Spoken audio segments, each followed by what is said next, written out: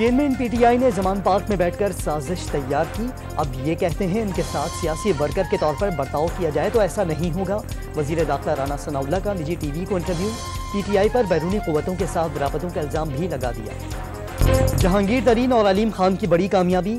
نئی جماعت استحکام پاکستان پارٹی کا باضابطہ اعلان کر دیا گیا.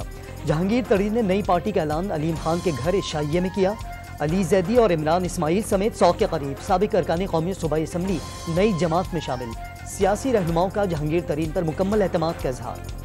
9 مئی منصوبہ سازوں اور ماسٹر مائنڈز کے خلاف قانون کی گرفت مضبوط کرنے کا وقت آ گیا. انسانی حقوق کے خلاف ورزیوں کے پیچھے چھپنا بے سود ہے.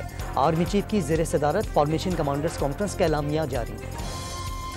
بشرا بی بی اور ان کے بھائی کے خلاف کرپشن کا مقدمہ درج. ترقیاتی کاموں میں 2 کروڑ 49 لاکھ روپے کے خرد برد کا الزام.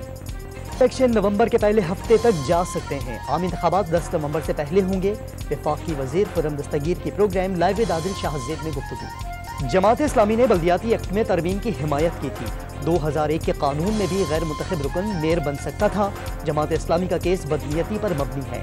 پیپلز پارٹی کے نامزد میئر کراچی مرتضی وہاب کی پروگرام لائیو ود عادل شاہ زیب میں گفتگو. دھابی میں بجلی کی بندش کے باعث پمپنگ اسٹیشن سے کراچی کو پانی کی فراہمی بحال نہ ہو سکی. شہر کو پانی کی فراہمی متبادل لائنوں سے جاری.